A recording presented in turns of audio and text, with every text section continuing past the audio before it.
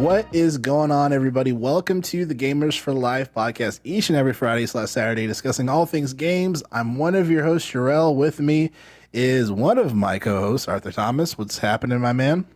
That's me. Doing good.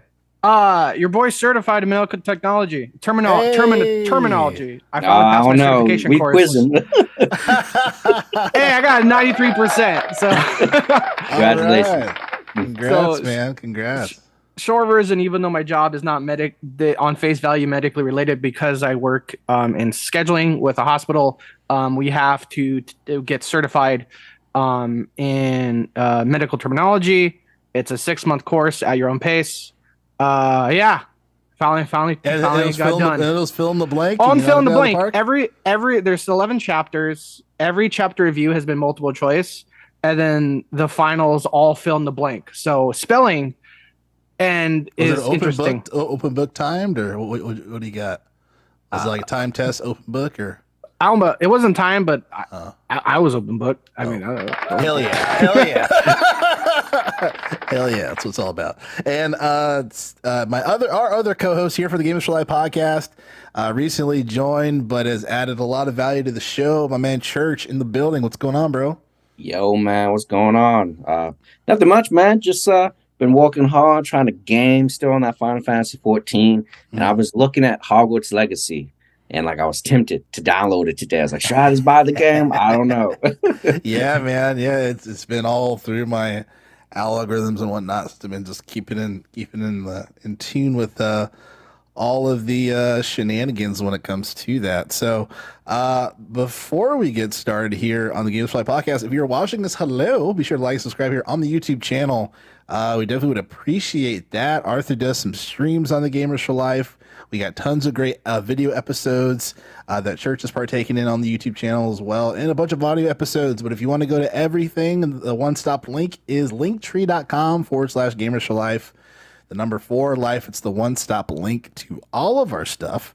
And here at the Games for Life podcast, we read the news while you can watch or listen to what you choose by clicking on the links to the time code within the description of the episode. So if you have a certain topic that we discuss that you just want to watch or hear and be done with us, click on one of those links. Or you can just hang out with us here at the Gamers for Life podcast. And just like Church has mentioned, as far as for Hogwarts Legacy, kind of being all the craze, I've been debating whether or not I wanted to download or buy it or not.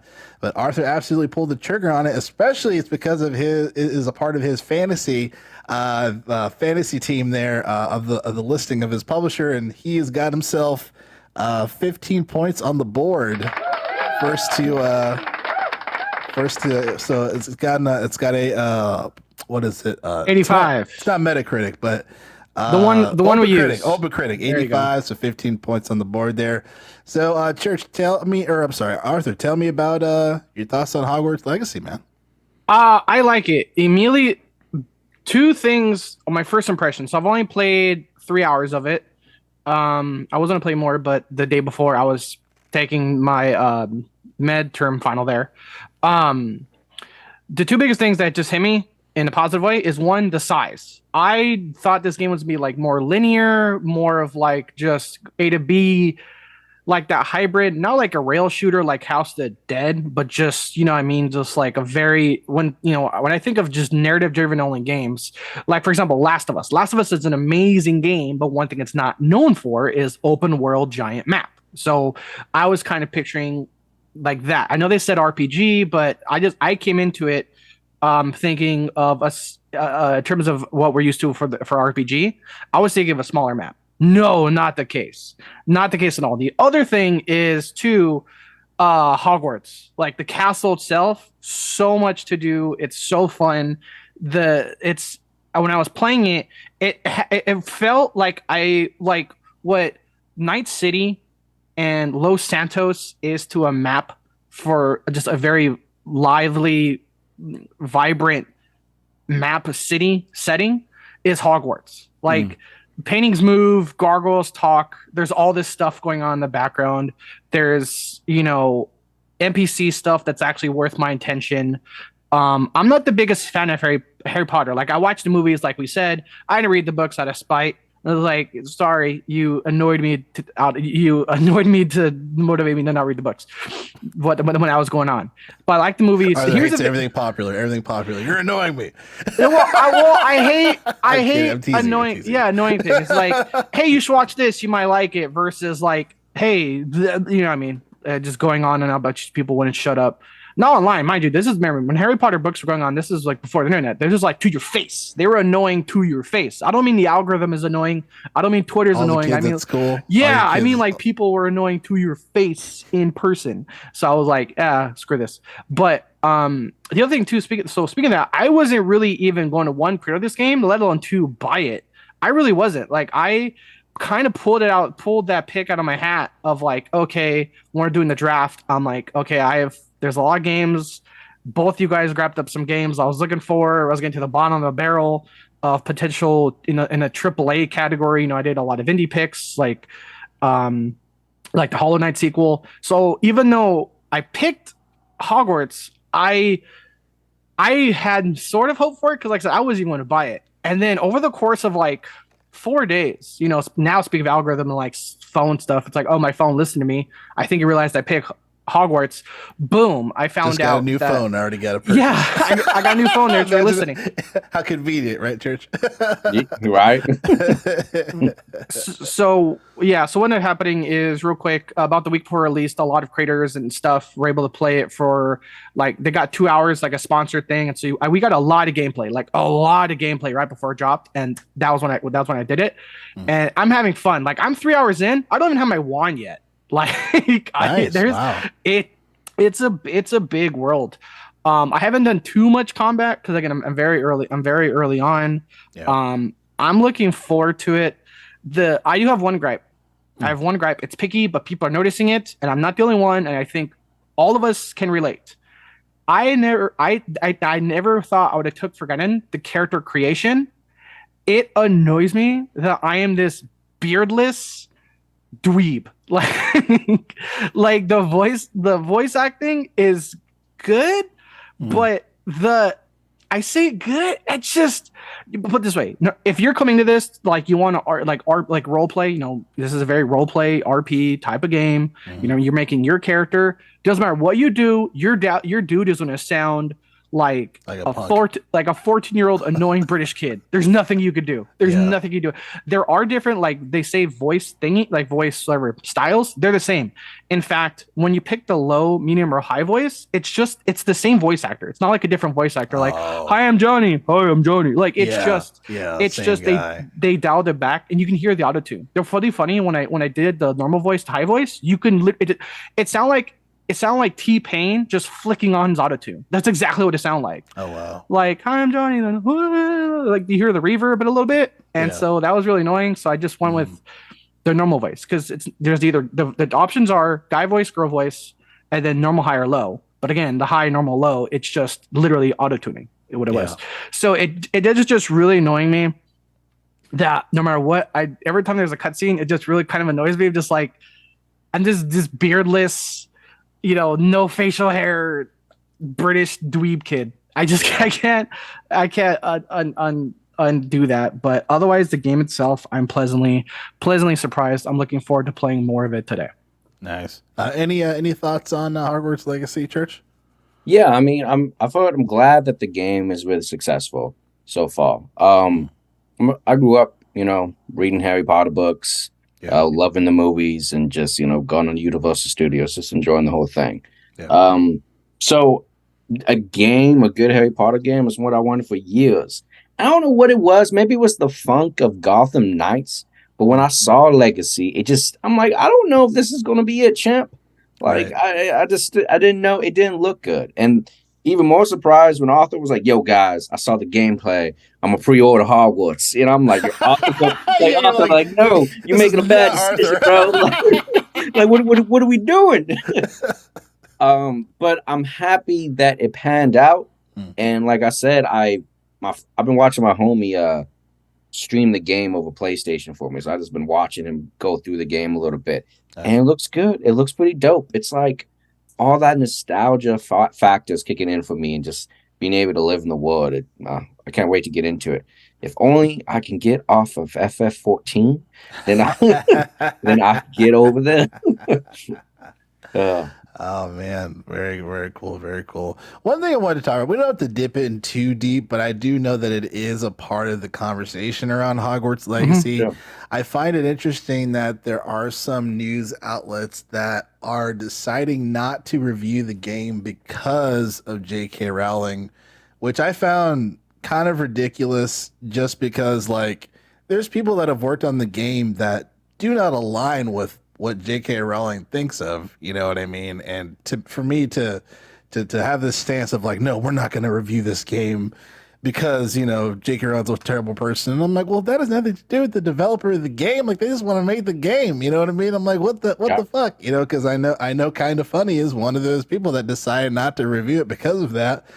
And there's a lot of people in the comments that are like, that doesn't make any sense. Like, that's stupid. Like, this game has had like record breaking Twitch streams yeah, of like, and like Steam sales and stuff like that. And like, yeah. and a lot of people are just enjoying the game for what it is, not aligning with any type of, ideology or whatever. So I just found that really interesting that people decided to go that route. I mean, what are your thoughts on that? Um, My, oh, go ahead, Arthur. You know, oh, I was gonna say I was kind of on the. I get it, but I'm on the fence about this. Or no, not really on the fence. I lean towards the I don't get it side Mm-hmm. because I know. Then the reason I want to say minimally on the fence is because like the way I talk about like Blizzard and stuff like that. And Activision's both kind of the combination of Activision Blizzard. But with this thing, my thing is like one on face value, like one J.K. Rowling had like nothing to do with this game. And the other thing, it kind of at least when the people that review that like don't want to review it reminded me of I want to say it was Kotaku. I remember that when they did their now famous review of Cyberpunk, they didn't on an assignment. They didn't do any of the scanner missions because that involved helping the police, and and that was during like a lot of the BLM protests and everything like that. So she didn't want to help the police. So it's like, but if you're a fan of like, let's say Kotaku, and you want to like, hey, are the side missions worth it? Oh, we didn't do it because I don't agree to that system. Well, it's like, okay, then cool. Are you ever? Then it's like, are they ever going to play Wolfenstein? Or are they going to play any like controversial themed game? You know what I mean?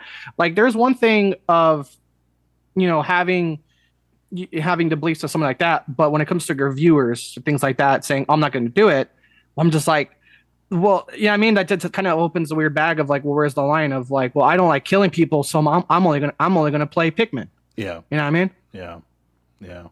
What about you, Church? um, yeah, I just don't hold any moral high ground when it comes to that scenario. Like Mm-hmm. I don't know if I'm invested in. I don't know, man. It's like politics and video games. Like I'm Yeah, just trying to play my game and not necessarily have the two intertwine.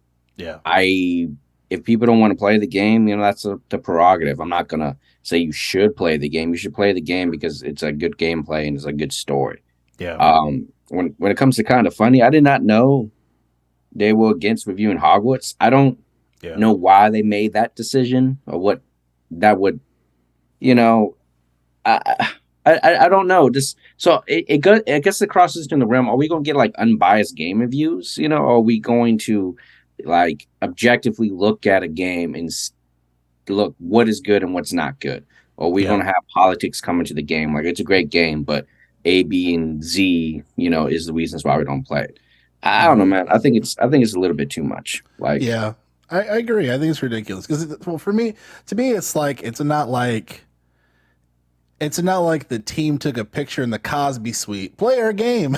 You know what I Yeah. mean? Yeah. Where you're like, this is incredibly offensive. Like there's someone who it's like if like John Madden did something awful, so you're not going to pick up Madden 2023. You know what I Yeah. mean? Where it's like John Madden, how they do making this game.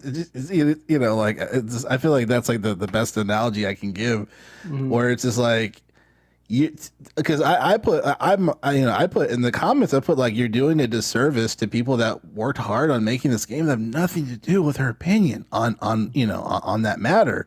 So I just thought it was ridiculous, and I agree. Like, I think when it comes to this is definitely a slippery slope. Like, I feel like you can divide this. Like Like R. Kelly and his music, I can't divide that. But when it comes to Hogwarts Legacy and J.K. Rowling, you can absolutely divide that because they're just making a game. Like it's very, very different. You know what I mean? So, yeah, I agree with you guys definitely. And I'm the only reason I'm not buying it and playing it is because I'm just not a big Harry Potter fan. Like I remember the first book I got was my grandparents gave me like a Goblet and Fire, but that was like the book that was the one everyone was reading, and I didn't even read Sorcerer's Stones. I was like, I'm like 4 books behind. And these are big fucking books. I'm like, I'm not doing this. I appreciate the gift, but I'm not doing it. So, but my wife is a huge Harry Potter fan. Her and her sister, you know what I mean? So, I mean, she doesn't play games, but I feel like there's one game that she would play. It would probably be Hogwarts Legacy, which is funny. So, but, so transitioning on. Okay, go ahead. So a couple things also about the game itself. So like just the face value game, not the controversy behind all that stuff. I will say the Southern Church you were talking about, you're a big Harry Potter fan. Sure. The thing is, so when I say me, like who watched the movies and like have rewatched them just because background or whatever, because now they're on HBO. Yeah. Like I'm loving all the Find Them missions and the Hogwarts Castle and everything like that. So I can only imagine if someone's like an actual Harry Potter fan that like likes the movie, like like their fandom's much higher than mine, and plus they read the books, they'll love the map and everything like that. There's this one area I keep finding myself, and like I kind of have my favorite gargoyle because this is really, I know earlier I was speaking to like, oh, it's kind of weird and I kind of sound like an annoying dweeb, but there's this Scottish gargoyle that's like my favorite. So it seems to be on brand. Yeah, I will say it's something I really didn't think of it, but like it is pretty cool to have like a good Dublin and Glasgow accent in a game, and Harry Potter is a perfect place for it. So again, for someone like me, that I would say I'm an avid fan. Like I've been to what they call it. I don't want to say Harry Potter Land, but that area of Universal. I don't know if they call it Hogwarts. They call the area. And I've been there, and I was like, I liked it. But again, someone who's more invested, like, oh, this is great. And so someone that leans like they find themselves in that category of fandom, they're gonna love the map. They're gonna love the game. Again, I'm 3 hours in. I'm about to go to Hogsmeade. I'm excited for that. And the other thing, too, I was gonna say real quick. I don't want to go too much into it. On the other side of it, with the other controversial stuff, is I'm curious when it comes to people that don't want to review this game. It's like I wonder what they're gonna do when GTA 6 comes out. Yeah, I mean, yeah, like it's just like I feel like when you make these type of decisions, like it's one of like, then when do you draw the line, so to speak? Because like there's a lot of things in video games or characters that you play at that are not necessarily morally upstanding, so to speak. So like, why is this situation okay versus the other one? Like I don't know if they feel like they're directly contributing to like an ideology that is different than them, and that's why they feel like they couldn't do it something away. I guess you just have to separate it. That being said, I'm actually surprised because I know a group of people that they fall on this line where they do not like Harry Potter because of the controversy, or I guess the woman behind it. But they are now playing the game and they're loving it. So there's some people that was on that side of the fence and they still were able to come over to the game, enter the world, and have a good time. So, I mean, I guess that's a testament to the game that he's just able to captivate everybody at this point. So, yeah, I think that definitely speaks to just how good the game. I mean, the team over there did good work. Yeah, definitely. One more thing for just for Harry Potter fans, sure. Like Church, I'm putting you in this category. I think it's cool. I think more games should do this. I think Pokemon should start to do this. You can link your Wizarding World account online. That's the place where you get sorted to your hat. They assign a Patronus. They assign you a wand. You can link that to your game, and that's in your game. And I think that's awesome because again, when it comes to that fandom, even like we're talking about, even the old school days of Facebook, they had that thing like when the Deathly Hallows Part 2 movie was coming out, everyone was going on all these sites and like tagging people and sharing people like, what house did you get sorted to? What house did you get sorted to? So to know that element of the fandom is there and to put that in the game, I think way more companies should start doing this. Like if they could, if I forget the name, the company that does it behind the Game Freak. If Game Freak can minimally link Pokemon Go to the next Pokemon game in any way, that's going to be huge. Like I immediately start, thinking about stuff like that because it's minimal, but this is the perfect game to do that. To know how many people tweet and share about their sorting, what house they're sorting into, their Patronus, their wand, and so I just think that's a really cool feature. I think more things, I think more IPs should really start looking into that. Yeah, you can start a community, and if you build enough rewards into those systems, that people love, it actually rewards loyalty to like a game brand. Like we can keep something going. I think that's what people want ultimately with the cross progression, the cross consoles. They just want to be able, what I do over here actually has long-term effects, so I get rewarded in something new in the adventure. I do have a actually curious question about Hogwarts, Joe, real quick before we move on. Is that how do you guys feel about these companies now? I always bring a business perspective sometimes, I guess. So is that I guess so. But like you get DLC, right? Downloadable content from Twitch drops. If you watch your favorite Twitch streamer, you get clothes in Hogwarts now, or even you watch the Hogwarts their own channel, you get special outfits that you can get the drop. It's all to like boost or like numbers and like to make the game seem bigger than what it actually is, or maybe reflects it at what it actually is because you're watching it for those drops. Like how do you guys feel about that? Instead of just adding that into the game in itself. I think it's a neat incentive. Personally, I mean, I don't think it's really harmful from like a microtransaction like situation. I mean, you're just giving out promotable things to promote your game. If you're watching content, especially like something on Twitch, like that makes absolute sense to me. I think it's pretty smart, in my opinion. Interesting. Sea of Thieves does that a lot, and I know we talked about that a lot. I know a lot, Church. I like it. My thing, as long as it's like aesthetic only. Because then this game's might be an exception because this game might be an exception because it's an RPG. There's no like PvP element where like, oh, this guy's wrecking me because he watches their Twitch channel more than me. You know what I mean? So again, it's weird because like again the part of me it's like, oh, that's kind of a corpo move, but the other part of me is like, dang, I don't know, man. I think even though the game failed, I think slapping Master Chief on a monster can for double XP is an ingenious move. Call it gamer fuel. Yeah, dude. Gamer fuel. We were living off that stuff at GameStop, bro. During those 2 weeks. The Doritos, man. Living off gamer fuel, bro. That orange shit destroying my insides. So again, overall in terms of pass fail, I'll give it a pass. If I have to grade it, C plus B minus, because at the same time it's a great marketing move. Like it's a great marketing move because it's like, hey, we get that gamers watch other gamers, so they have Twitch drop stuff like that. Yeah. I'll say this again, it's like, yay, I'll lean toward it. I'm not like jump all in, head first. I will say this, I prefer Twitch drops over con exclusives. That only bugs me. Because I'm usually too broke or I can't take time off work to go to cons. So I'm just like, for example, Blizzard. We talk about Blizzard a lot.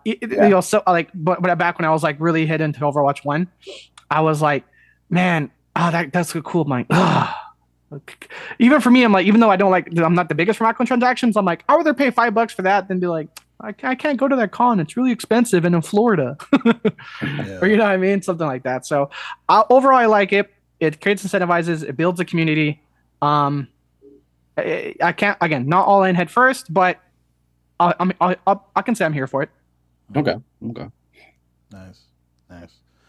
All right. Well, transitioning into another series that we've been keeping our eyes on, literally, via the HBO series The Last of Us. Episodes 4 and 5 debuted just because for episode 5 came out on Friday. Because they didn't want to reduce any of their views because of Super Bowl Sunday, so they decided to release that sucker on Friday. If you guys were able to watch the last 2 episodes, or I guess we'll start with you, Church. What were your thoughts? You finally got your comic book. I finally got it. I was like, thank God. Nerdy Alley's finally here. Yeah, man.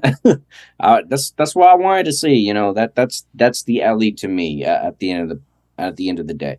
I mean, I enjoy the last episode 4 and was it episode 4 and 5 that just came out? Yeah. Yeah, so I enjoyed the episodes. They were pretty good.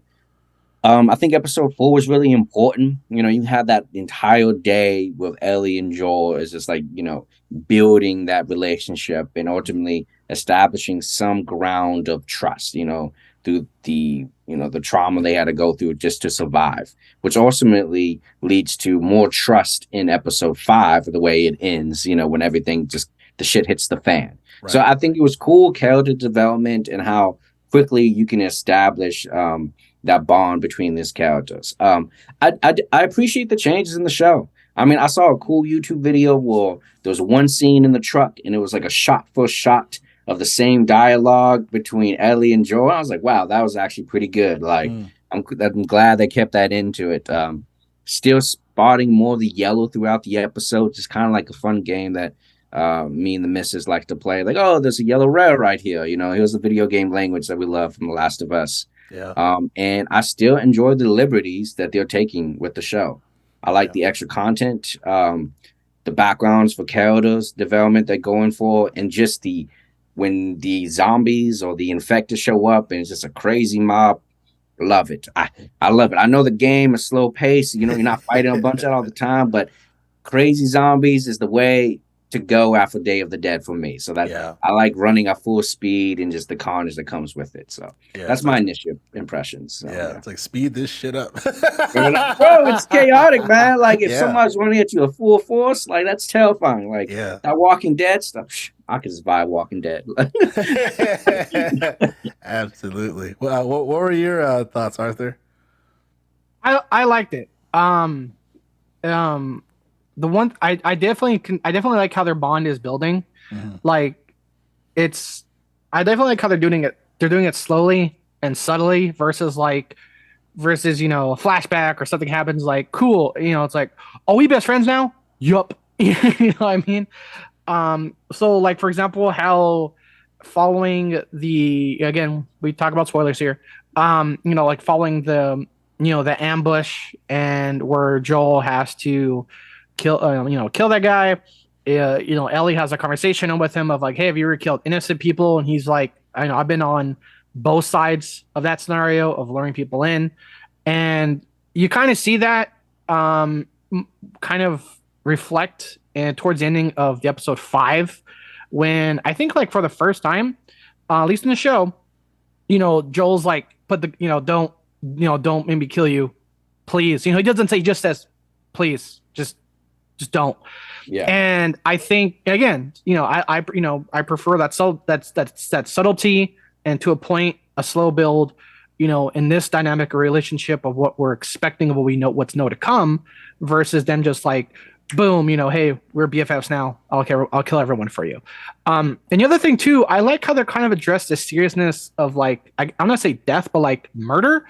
Naughty Dog does that pretty well, both with Last of Us and even Uncharted. I want to say it was Uncharted 1, the ending, you know, that big villain speech is like, he's like, I'm the bad guy. How many of my men have you killed to get here? You know, and then and I think Naughty Dog in both the Last of Us IPs as well as Uncharted, they do address that pretty well. Like, hey, these waves of henchmen you just been killing are they're people, dude. Like you and I want to say we're different, but we're kind of the same. And so I think not apples to apples, but I'm kind of seeing that more in this show, which I think they did touch in the game. That like, hey, these are people, you know, these dudes had a group of people, and now they're chasing them because they think they're mercenaries or whatever. But one thing I have a question for you guys. I know we addressed it on, I want to say the first episode. So now that we've seen more of this actual horde thing that really wasn't in the game, I like it. Because I definitely agree with Church when it comes, dude. Even as a big guy that's in the overweight category, when I see a zombie like slumping, walking at like 0.2 miles an hour, I'm like, how did this apocalypse happen? Like, just walk. You know what I mean? Right. Just like just walk away. But then, after 28 days later, that 28 days later changed the game for a zombie anything. I'm like, Yeah, oh, that zombie can that was run. definitely one of the starters. Yeah, we absolutely. we ain't gonna make it, my dude. Seeing that for me, that liberty in this, because that does when it comes to like apocalyptic or danger, if you can't believe the danger, it draws you out. So again, like shows like The Walking Dead, they address it with like, oh, it's a disease, everyone has it, whatever. But again, with zombies, if it removes the danger of like just walk faster, in this, when that hole popped open, oh, I was like, okay, I want to see this. And I did love, and my last thing I'll say with creative liberties, I love that they changed that sequence in the game, because that like, I want to say, when I watch the playthrough, where there's that sniper in the house and they go to the house and then the people come. Yeah. I like how they did that tweak in the show versus the game, because I forget how it ended in the game. Didn't they just, like, after more humans came, they killed everybody, they just left, right? So the zombies popping up right there. And that scene wasn't in the game, right? No, not like that. No, Yeah, not with the horde. No, I mean, I definitely I like the horde. Like I said earlier, it just it makes the action much more intense. And for like a video game, I guess you're so I don't know how do I want to describe it. You're so used to seeing enemies throughout the game, right? And then so on the show, you don't really see that much any affected, right? At all, kind of really. So when they finally show up on the screen, it was kind of like really dope. I kind of liked it a lot. And it's just like, it's really fast, it's really intense, and there's a bunch of chaos going on. And that makes the show, more lively to me, as opposed to. Other than that, I love the relationship between, I guess, the brothers. Now, in the game, was it father and son, or were there actually brothers in the game? I forget. Ooh, that's a good In question. my mind, I always thought they were father and son. I thought they were brothers only because the age difference. I thought they're brothers only because the age difference wasn't that big. It felt like. Okay. Like, I want to say the older dude, early 30s, late 20s, and in the game he was older. I will say that the character in the game, I felt like he wasn't 8 years. I don't want to say I don't remember him being like 8 years old. I want to say he was like Ellie's age, like maybe a little younger, but not like single digits. He wasn't that young in the game. Yeah. And it's just like in the show, I love The Last of Us in terms of the writing, because you have another couple that's like kind of like Ellie and Joel, this on screen trying to survive, and they're doing the one is trying to save the other one out of love, which eventually goes to how Joel and Ellie's relationship will grow to be. But just the way the dynamic and the choice of the kid being deaf, it worked very well for me. I think from the game he wasn't deaf either, so I think that was a little bit new. It made you pay attention to the actor a lot more, especially as a kid actor. And I'm always kind of a hit or miss when it comes to kid actors. I'm gonna be honest with you, like they're either really good or really bad. But just the gravitas of the whole situation, and then when it ended, man, oh my God, it still got me. It hit me in the feelings. Yeah. I was like, yo, that still is such an intense scene in the game, and watching it live, just how quick he pulled that trigger and not realizing what he did. I was, man, that got to me. Did that get to you guys? Like, oh no, yeah, I was like, oh shit, cold-hearted, bro. Just like, no, it definitely got me. Yeah, I was like, oh fuck, I was like, damn, that was done really well. But yeah, as far as episodes 4 and 5, they're really knocking it out of the park so far with this show, man. I mean, one of the things that I really appreciate when I was watching episode 4, they're pacing on Joel and Ellie's relationship, Bella Ramsey and Pedro Pascal, how they're slowly kind of getting more acquainted with one another and like kind of trusting each other.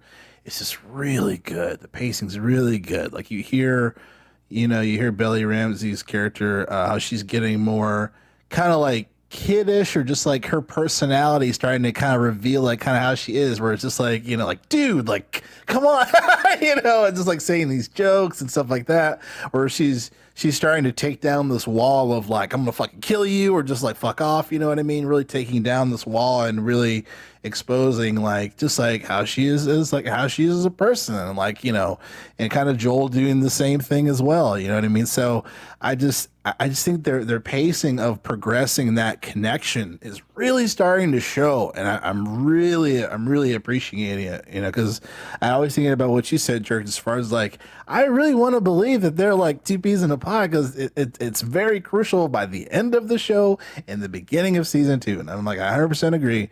So, and I think they're just doing a really great fucking job with that. As far as just for episode 5. I'm glad that it wasn't the whole fucking episode with the brothers. You know what I mean? Like if we had another episode where 90% of the episode is completely different characters and goes back to Joel and Ellie, I probably would be a little annoyed. Like I think they obviously it obviously worked with episode 3, but I think if we had another episode like that, I would probably be like, oh my god, come on, you know. So I'm glad like it was just like maybe like 20% of the episode, and then the rest of it was like, okay, like what are we doing? So I did like that. That was my only worry for episode 5. But yeah, I mean the action was great. I really love the scene, the specific part where Joel's sniping and Ellie gets into the car. Yeah. And the infected gets in and he shoots and he misses and she gets in and you see the look on his face like, oh my god, I fucked up. Like it's like Yeah. did I just like is this like he almost like, oh my god, like I think like she could die, like I fucked up, like what the fuck, you know. And then like when, you know, she gets out of the car, it's just like that sense of relief. I was like, phew. It's like Pedro's killing it, man. Acting, you know what I mean? So it's just a really good scene where he's trying to protect her, and that moment where he doesn't, and you really, it's not like he's like, oh fuck, I can't go to Wyoming and get whatever I need to get or whatever. Like it was, he kind of like, it's like no, like he actually cared about her well-being. You know what I'm saying? So like that. Did he though, or was he more concerned about breaking his promise to Tess? It could be a mixture of both, but I think to me, I feel like there's a sense of both. You know what I mean? There's a sense of, to me, I felt that there's a sense of both, of having that connection with Ellie. You know what I mean? At least that's I have a third. That's what I got from it. But I have a third thing to that. I thought because at one point he misses, and another part he just pauses on shooting. Yeah. And because of the pause, that's the part I'm talking about. Well, yeah. Well, I thought the pause, like he misses and like he's struggling to shoot again. I thought it's because it was a little girl and it reminded him of his daughter. That's what I thought. Oh, Because if you because for me, if he was like pumping around, like freaking out, like no, this other kid's gonna die, I'm like, oh man, he doesn't want Ellie to die. But when he was not shooting, I thought, why wouldn't he shoot? Oh, this isn't just any clicker. This is like some kid. This is some little girl clicker. Yeah. That's true. That's a good point. So because he went from missing to sorry, the sun's like right in my eye. It's sun. The twilight hour is very blinding. But again, so when he started like pausing and there was hesitation, that's why I thought it was more of like it reminding him of his daughter. Yeah. That clicker there. That's an interesting point. I think that's definitely. Go ahead. Yeah. I'm sorry. No, I mean that scene itself. I think it's great that it can be interpreted so many different ways. But I think what's undeniable is that you see a change in Joel, because that was the opportune moment where he could have just walked away from everything. True. You know, from episode 1, he would have left. He's like, this ain't my problem. I'm about myself. I'm going to survive. And now he's fighting to get to the girl for whatever that reason may be.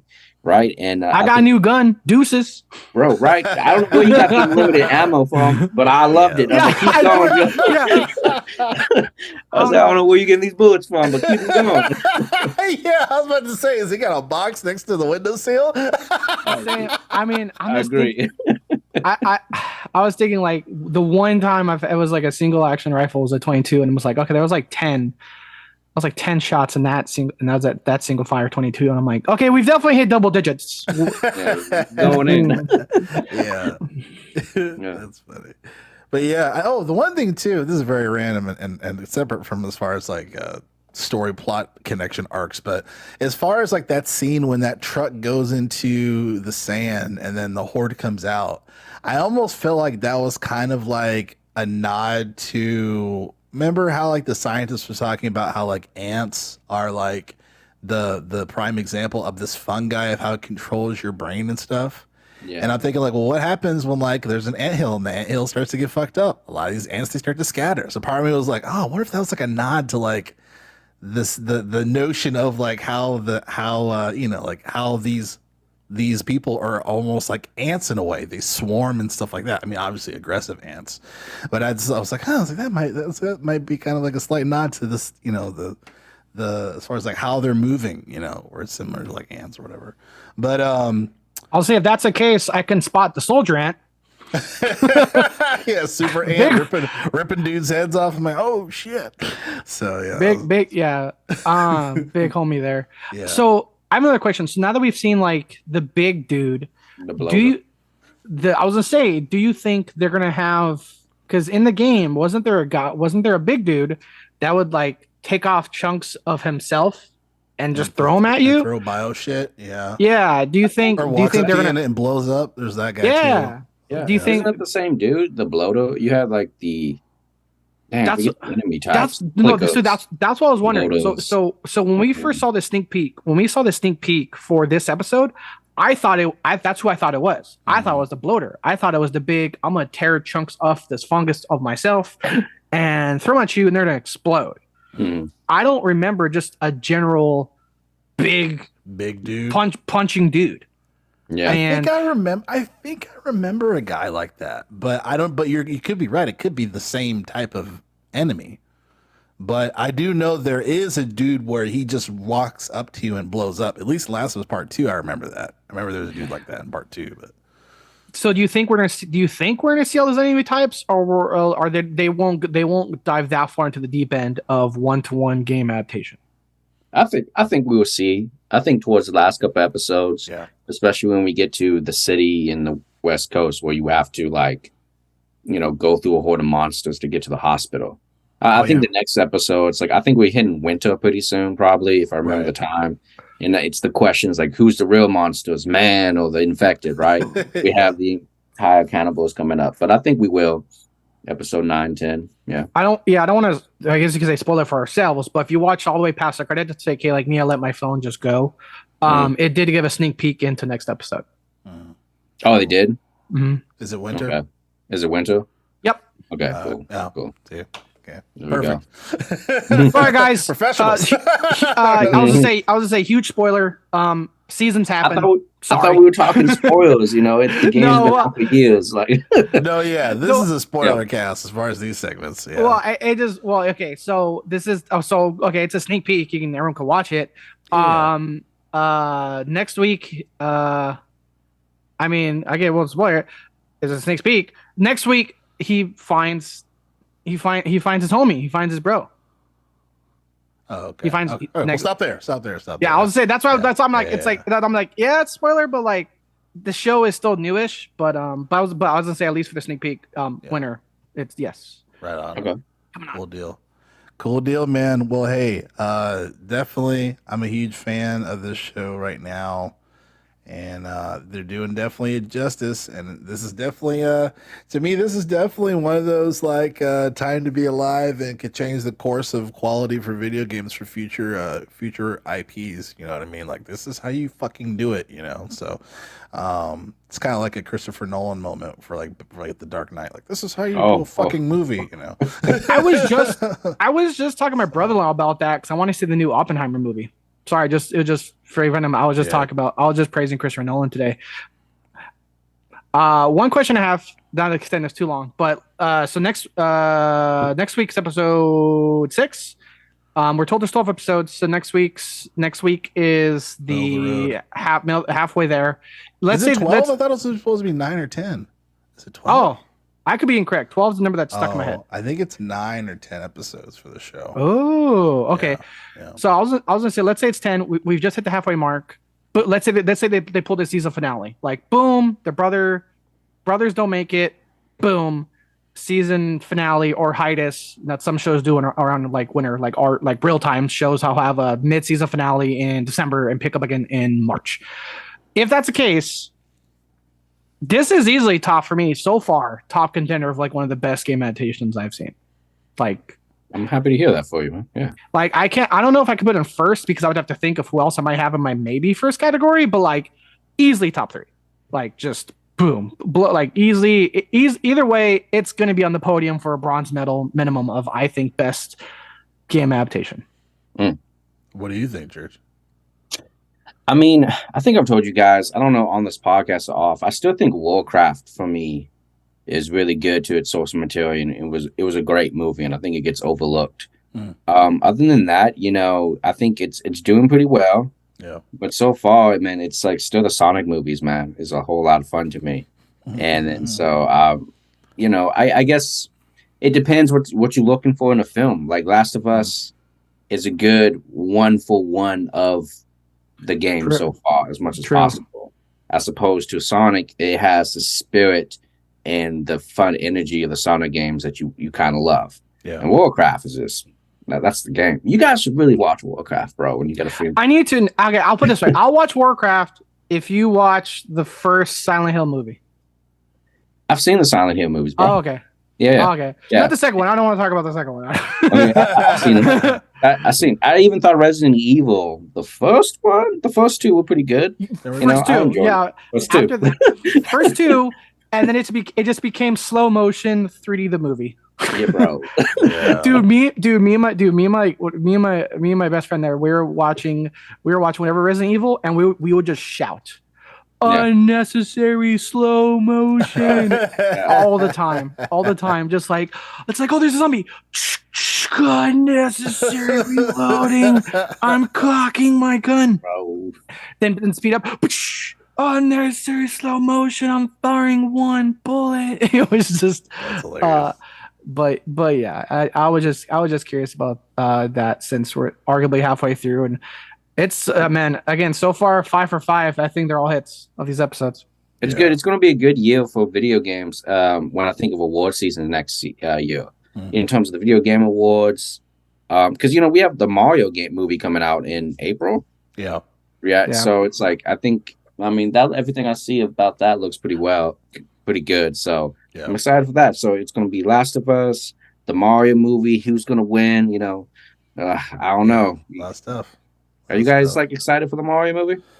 I mean, it looks beautiful. I mean, as far as just like the when it comes to the visuals, I mean, it looks phenomenal. It looks like the fucking Wii, you know, the Wii games or whatever, Wii U games and Switch games. So, yeah, I'm excited for it. Yeah, I'm excited for me to take my nephews to see it and whatnot. So, I think it's brave they have the cat suit. I mean, like at least in that first trailer, I mean, like the like they showed the mushrooms, like, boop, boop, boop, he's gonna get bigger. Like, nah, they didn't go Tanuki in the trailer. They went catsuit, and I was like, okay, that's pretty crazy. It's pretty little ballsy there, Mario. Kids love the catsuit, bro. Like my niece and my brother, like they love that in the Mario game, bro. It's like the thing. But I would have gone with the what's the Tanuki suit as well? Tanuki, yeah, the Tanuki, or at least a fire mushroom, you know, classic. Which by the way just changes his clothes. Just like it's like boof, it's red now, and you know, I mean, just changes. You know, everything else adds a suit, but it's like how do you know it's a power? Well, he's wearing red now, but the other one, it's like a cat, and there's a tail. You can tell it's an animal. It's a tail, and there's a Tanuki tail in the ears. He's wearing a red shirt. He can spit fire. Get over it. Joke. We all know how the movie's gonna end. You know, Mario. He's gonna get knocked down, then all of a sudden get a power-up star and and fight out. So that's how it's gonna end, bro. And speaking of Nintendo had their Nintendo Direct that occurred on the 8th of February. 36 games were covered during that Direct. I mean, they were really hustling to show you, hey, this is what we got. So I thought that was pretty impressive. When it comes to that, it's really funny. I was thinking about these directs and like the state of play that we should be getting pretty soon, and then the Xbox conference and all that. I feel like because of this fantasy draft, I feel like more of a stakeholder than I usually do. Where I'm like, yes, my game's looking good. Oh yes, we have a street date. You know, I was just like, yes, this is coming out, or fuck, Both, this is coming out because one of you guys have the game on your draft. I'll say both you guys have games on Yeah, your draft that came up here. because Are Pikmin, you I was talking like, about oh the fuck game yeah, of the year, Breath of the Wild? Yeah, you talking Oh about wait, that Church game? has yeah, Church has two. No, yeah, actually Church has no, two, yeah. no, I What's up? wasn't. I was Game I of the was talking year about. 2023? Uh, I mean, yeah, you're probably gonna get that. But no, I actually forgot about that. I was Octopath Traveler too. Yeah, Oh yeah, yeah, yeah. yeah. Yeah. So I was like, yes, my pretties. I mean, yeah. Um, but yeah, I mean, I guess I'll go start with you, Church. What were your thoughts on the direct as far as just the how it went in general? Anything you're excited for? Yeah, man. So, big Nintendo fan. Nintendo is a console thing I will always get compared to like a PlayStation or Xbox. It just, Zelda, Mario games are like my bread and butter. That being said, quality over quantity. The Mhm. 36 games, and that's a lot. Maybe that's a lot for different type of audience, but man, it was just so underwhelming for me. I Mm. didn't know what to expect, so I didn't go into with expectations, but nothing really blew me out of the water, man. I've been for this last year or two when it comes to Nintendo, I mean, been kind of concerning about like, yo, what do you have on your plate?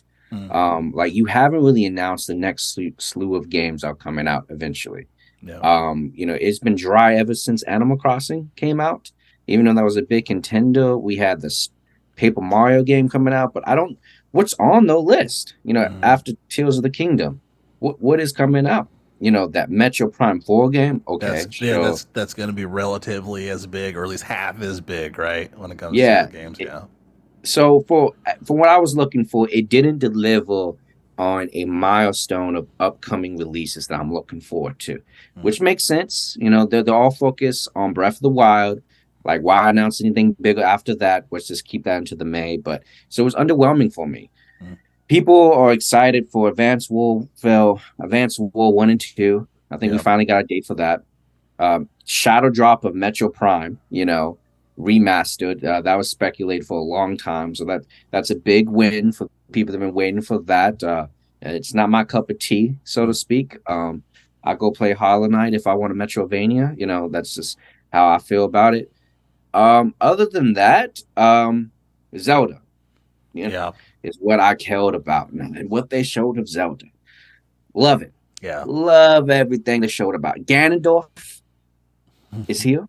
It's been confirmed. He's the villain. He has voice acting, which is great. Mm. I love the car mechanics, the build your own ride type thing in the game. I'm like, all right, that's pretty cool. So I love everything about Breath of the Wild, and I'm excited to play it. I'm sure it's going to be great.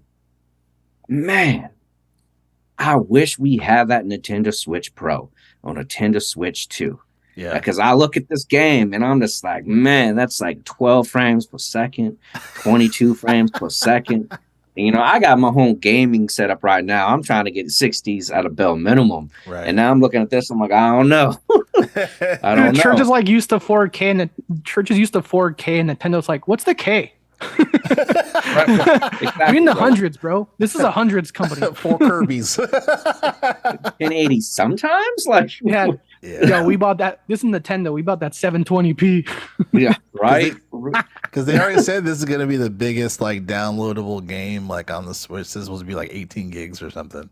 Oh So, wow, 18. I know. Like, oh, Yeah, man. Skyrim was 11. But for that little fucking Android tablet, it's it's gonna be a Dude. lot for it. It's gonna be good. Man. Skyrim came out 12 years ago, and that was a whopping 11 gigs. What would he do?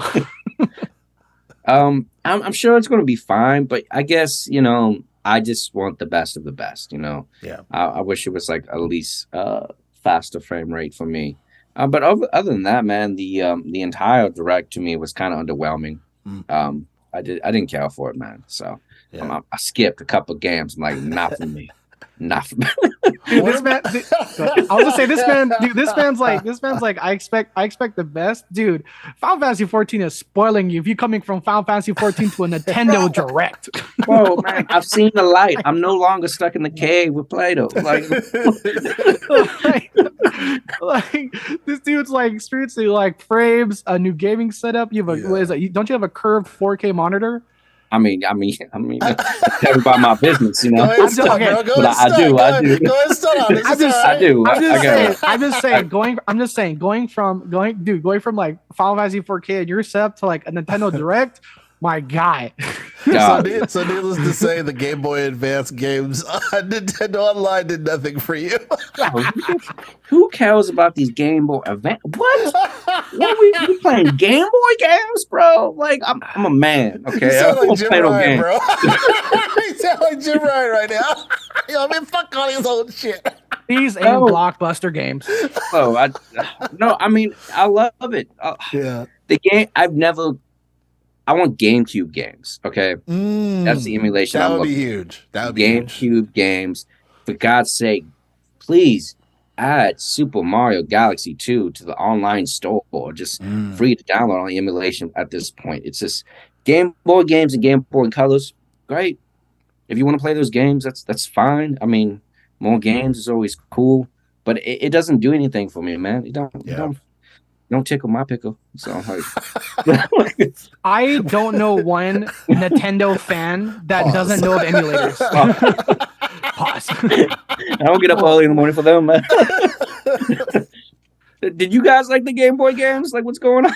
I mean, it's not tickling my pickle, but I mean, I mean, my pickles tickle a little bit. God. I mean, if they would show Bayonetta 3, and there might have been some tickling. I mean, hello.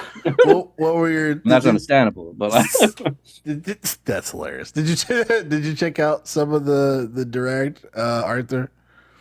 Yeah, I saw IGN's recap. Yeah.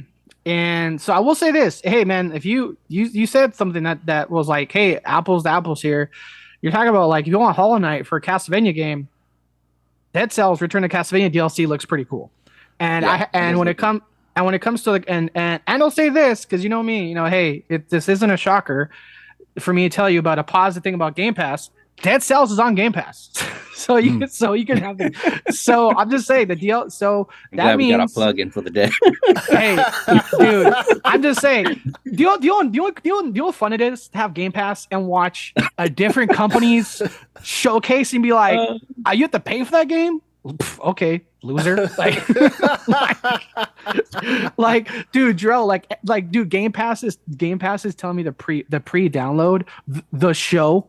MLB The Show 23. I'm like, oh, Sony, your boy's having fun over here. Like, and so I would say that because the reason I was thinking about that is because that was something I did look forward to, is because Dead Cells has been a game that I've been wanting to dip my feet into for that Metroidvania, because I beat Ori and the Blind Forest. I beat Ori and the Blind Forest. The Will and the Wisp, the second one. I beat Ori too, the Will of the Wisp, and I was craving that side scroller Metroidvania thing.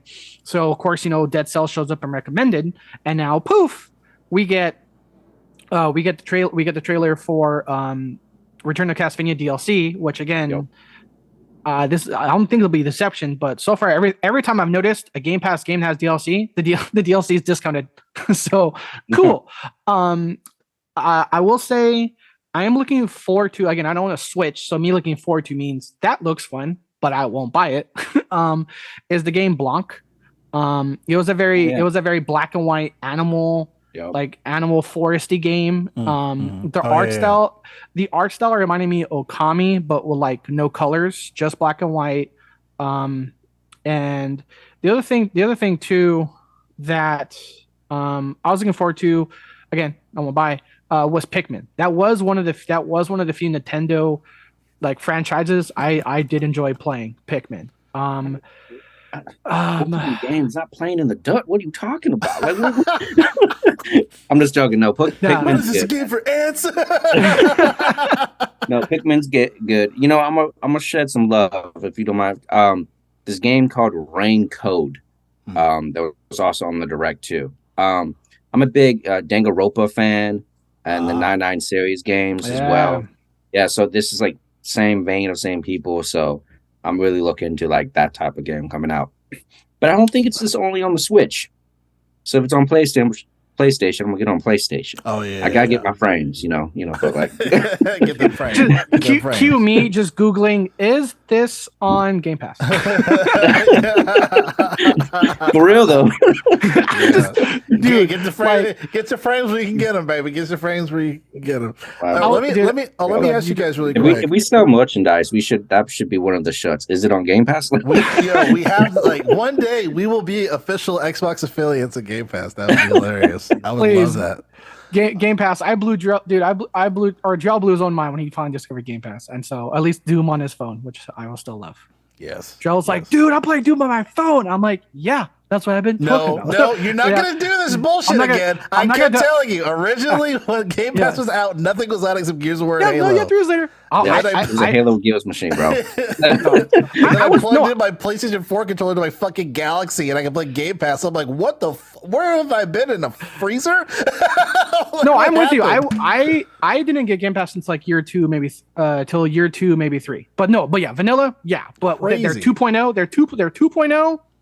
Yeah, they changed the game, baby. I was gonna say, just leaning on Nintendo once more before we transition over. What are you guys' thoughts on Tears of the Kingdom being $70? Take my money.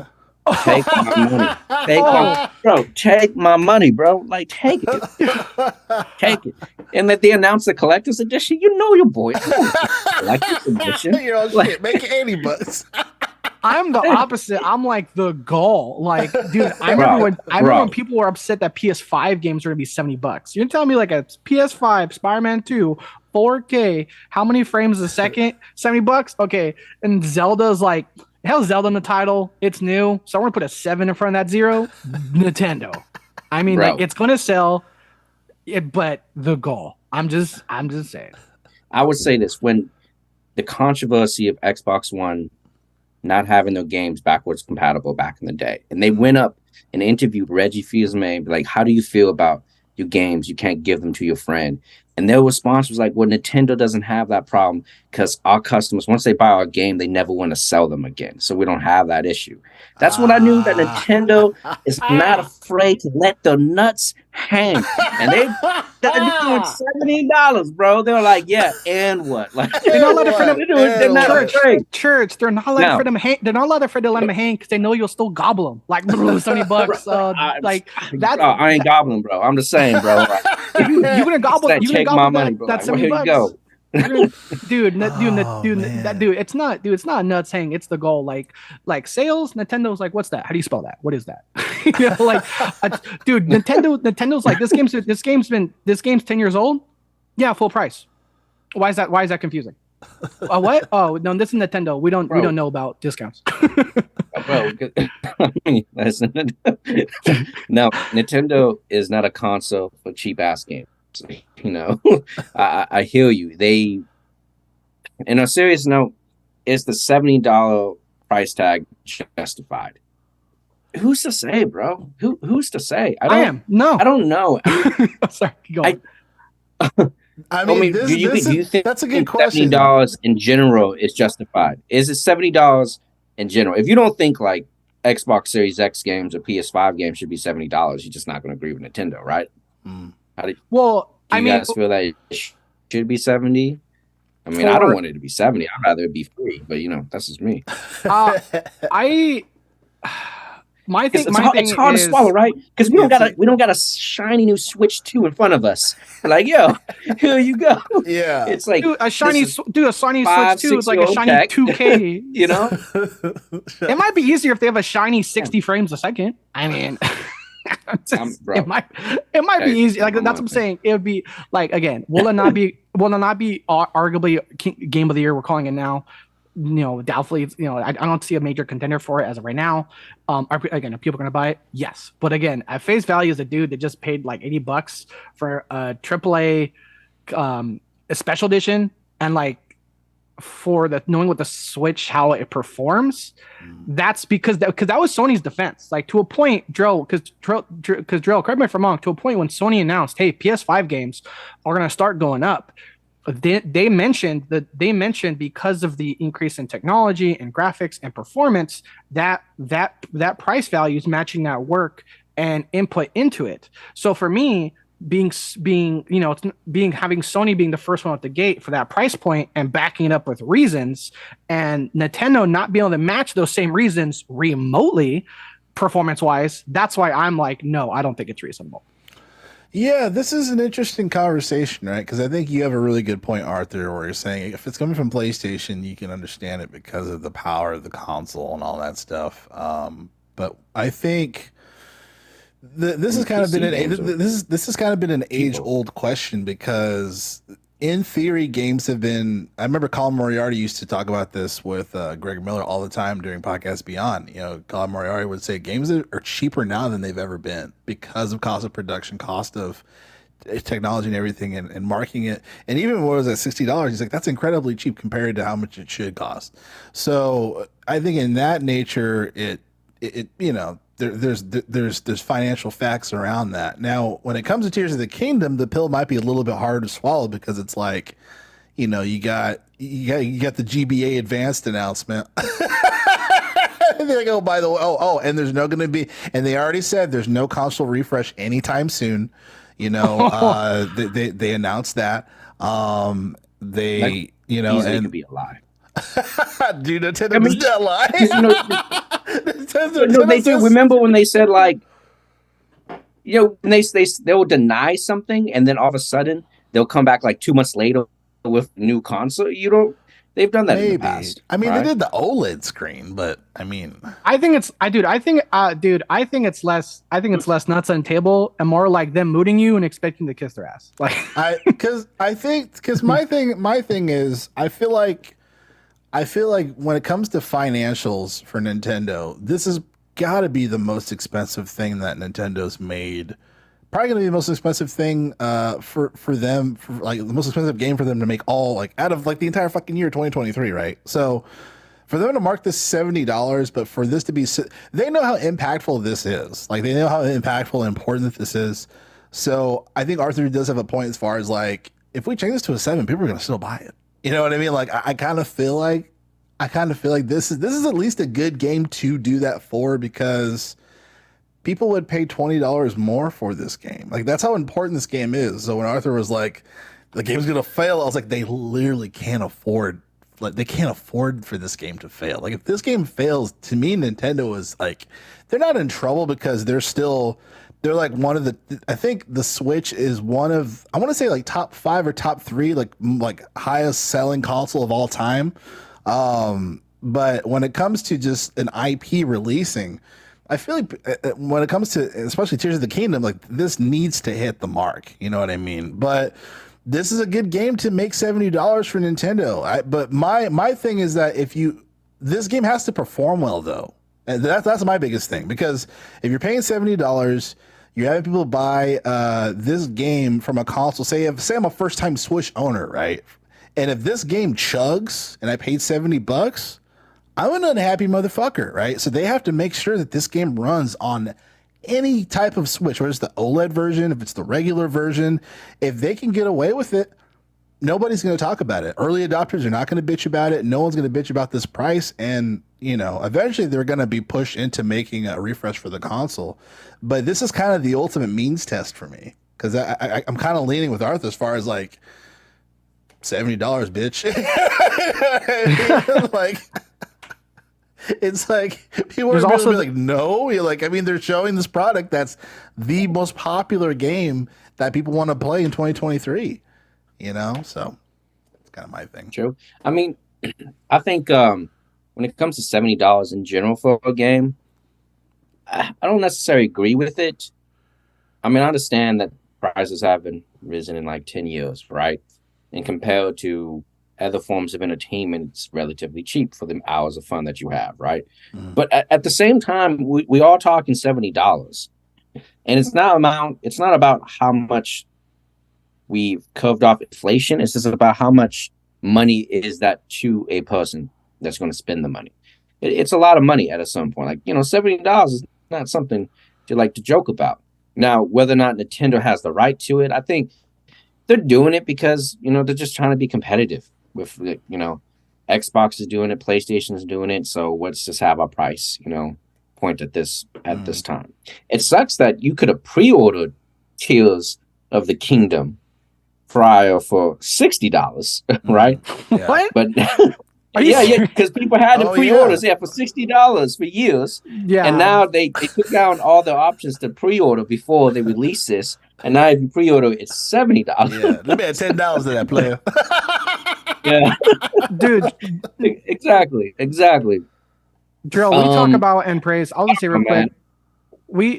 Drill and I normally, again, as non-Nintendo console owners and players at the moment, we have praised Nintendo for like staying in their lane, not really getting into the Sony versus Xbox situation, whether it's Game Pass, subscription services, whatever.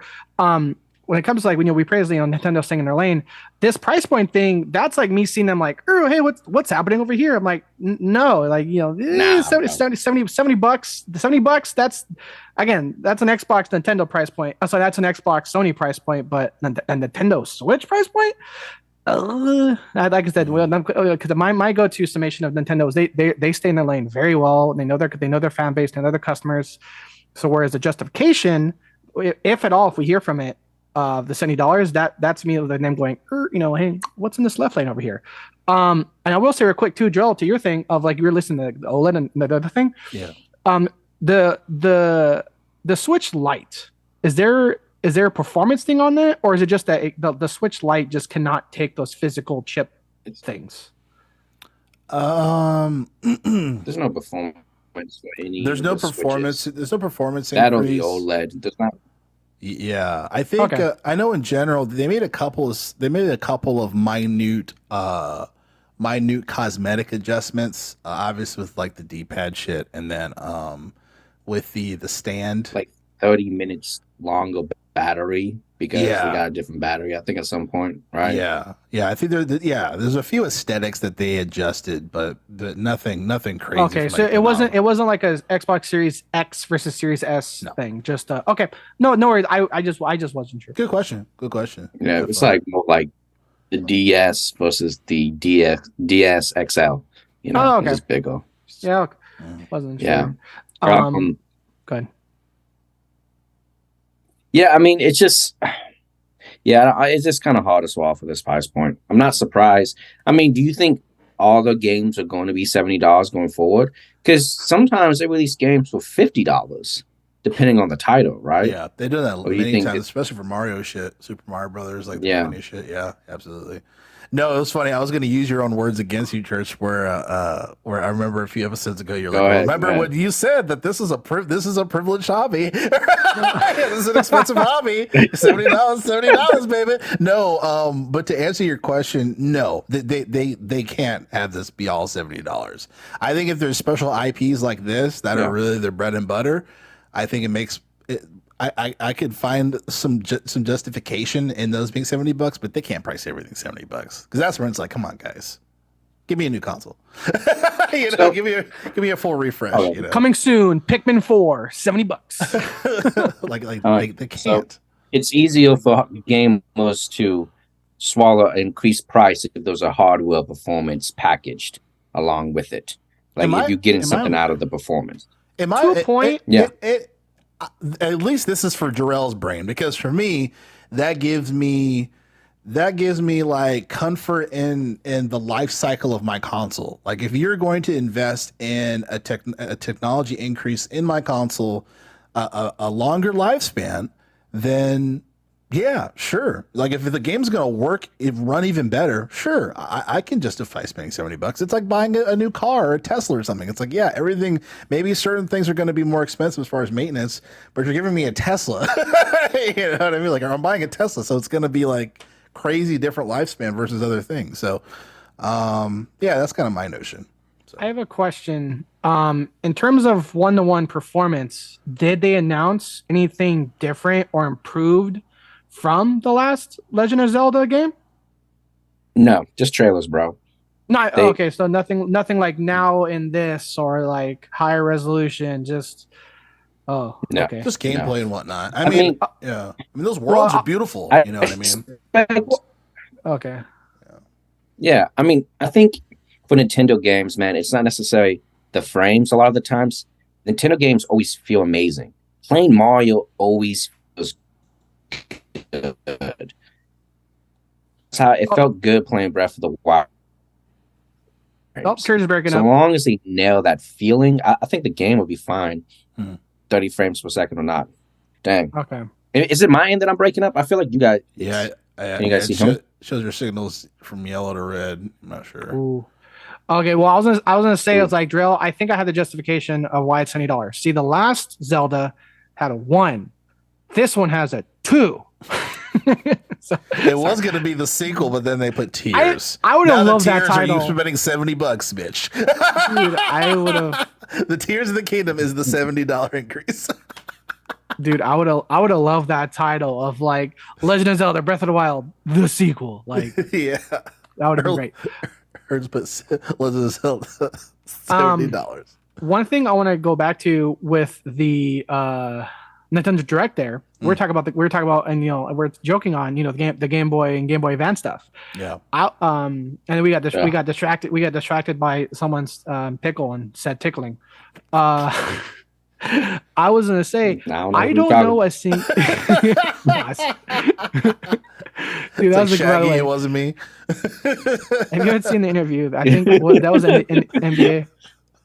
Pause. Sorry, what were you saying, Arthur? I was gonna say I don't know a single like diehard Nintendo fan that does not know the way around an emulator. So that's the one thing when I saw this, when I saw like Game Boy, like the Game Boy stuff coming, that just went through my head of like that market or the absence of Nintendo's market for that has been filled pretty good with emulators. I'm not saying the subscription won't do well. Yeah. I'm just saying I do know a lot of Nintendo fans that like to save their money. I can't, that being said, I still know they're going to pay for Zelda. I mean, it's Zelda, Yeah. but that was just one thing I thought of. That's one thing I thought of with how long people have been asking for it. How long people have been asking for this Game Boy stuff, this Game Boy Advance stuff. Dude, emulators have thrived. I mean, in fact, I forget what it was, but I want to say there was a new thing of people found out another emulator program that works on the Xbox. Yeah. I think Yeah. I do go have ahead, go ahead. Yeah, as a Nintendo fan, correct? Because you guys like Nintendo, but you guys don't own a Switch, right? Am I Yeah, that's what it is. I mistaken? like. Yeah, I like Nintendo. I just I've the only consoles I've ever owned of them is their handheld stuff. I stopped at the 3DS, but yeah, I don't have a Wii U or a Switch. I just stopped at Yeah, the so- SP. I traded in for Halo 2. Sorry, go ahead. Oh yeah. Good trade, my dude. So I know they get SP, but you ain't Halo 2. So for Nintendo fans, what's kind of disappointing about this emulation is if you owned a Wii, and I even think it was on the Wii U too, we already had 64 GameCube, Game Boy emulations already on those consoles. They took it away for Switch, and they've been slowly Really? drip feeding the releases again. Yeah, and it was free. You didn't have to pay a dime for it was just free. Oh, So even though Nintendo Switches online is $20 a year, right? And you kind of paying for this little access already. We had it on the Wii initially for free to anybody that just had it, and then the Switch came out, and now it's just here you go, once a year. So Holy shit. so That's a huge when fucking it comes to the point. Game Boy and Game Boy Color, it's just kind of like it's underwhelming because like there's so many great games, right? It's kind of hard for me to find time to go back and play retro games. But also I've already had it before, and now it's just here we go again. So Damn. And- that's and a, also- that's a great and- point. first of all, I didn't know that. Like that's weird. Bro. That's like a Who EA eating, Madden, bro? That's Who pretty scummy. eating over here? dude. That's Like pretty scummy, bro. That's I mean, bad it was scummy free. for Nintendo. it was free, man. So you can't. Yeah. And then that's it is what it is, bro. Now they're I- charging you $1 a year. not this is against you, Truth, but the overall from the outside looking in, I have said a lot that Nintendo fans put up with a lot of stuff that the majority of Xbox and Sony people I don't think would at least be so silent about, because I didn't even know about that. That's huge. That for me at least, I got a free thing on a 2 consoles ago, and now on like I said, one of the top 5 selling consoles of all time. You're gonna add this same feature you had in for free two generations ago, and now it's a paid service. Oh, I would not be happy with Well, that. yeah, they have the most loyal early adopters out of the 3 platforms, so it's one of Yeah. those things. You know, Yeah, the other thing I was gonna say too, also with emulators, is they offer features that we want in these remasters that aren't there. Like I did an emulator for Pokemon Emerald, dude. Spacebar, just sprint everywhere. It makes the old school Pokemon games like so much faster. You're just like or you can zipping just across the save screen. anywhere. You don't have to wait for some little fucking Yeah, thing to these save.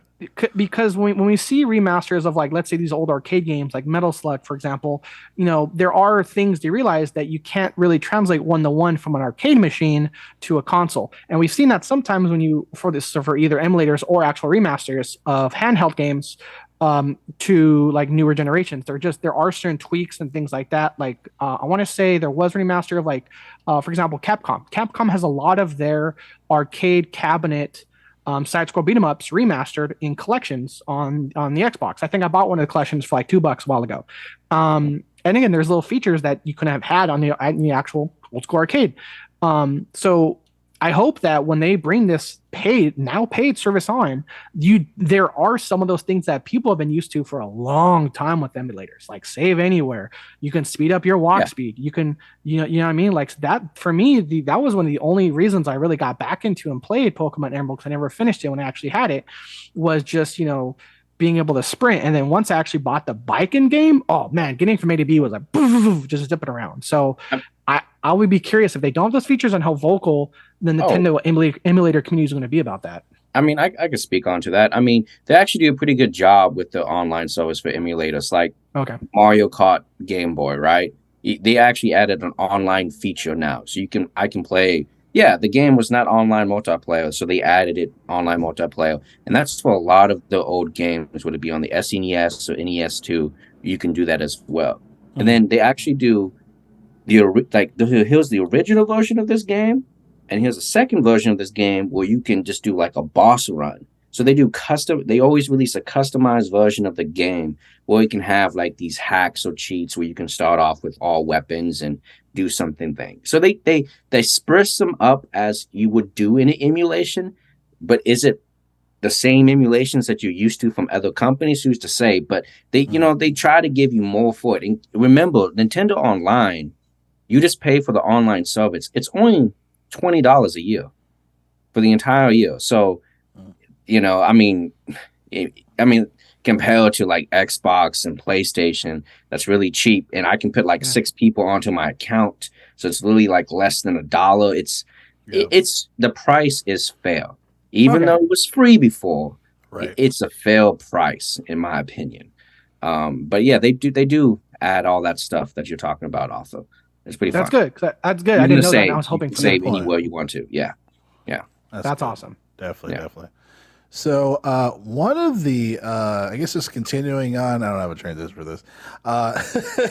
When it comes to video games being highlighted more so in multiple industries and not just within our own walls of the gaming industry, we're also being highlighted in the music industry. What I mean by that is Assassin's Creed Valhalla winning a Grammy. I believe it's the first video game to win a Grammy, if I'm not mistaken. But let me read this here. It says, Assassin's Creed Valhalla, Dawn of Ragnarok composer Stephanie Economo won the first ever Grammy Award for video game music industry on February 5th, claiming victory in the new category of Best Score Soundtrack for Video Games and Other Interactive Media, end quote. Pretty amazing and pretty funny too how that guy enunciated the Valhalla, right, Arthur? Remember you put a Oh, I have it on deck. I have it on deck to play it right now. So I should play it through my Bluetooth here. you do it. Yeah, because I could probably do it through here. But I guess give me your thoughts on just the win, Church, before I play that. I mean, I think it's a cool look that like something as prestigious as the Grammys is adopting different type of like categories to improve the viewership because they're kind of relative now. But I think it's cool. Man's dropping facts. But it's kind of cool that it's another stage where video game music can be appreciative. The gamer in me is just like, really, Assassin's Creed, at all the great musical scores that we've had. It's weird that it was the first one, but that's just me and my preference. Yeah. And I'm hating a little bit. I played Valhalla, and I'm just like, yeah. I was gonna say, I was like, you played it too. No, I played the game, but like, they had the best music from last year. Come on, man. Like, so let me see if this registers here. Go ahead.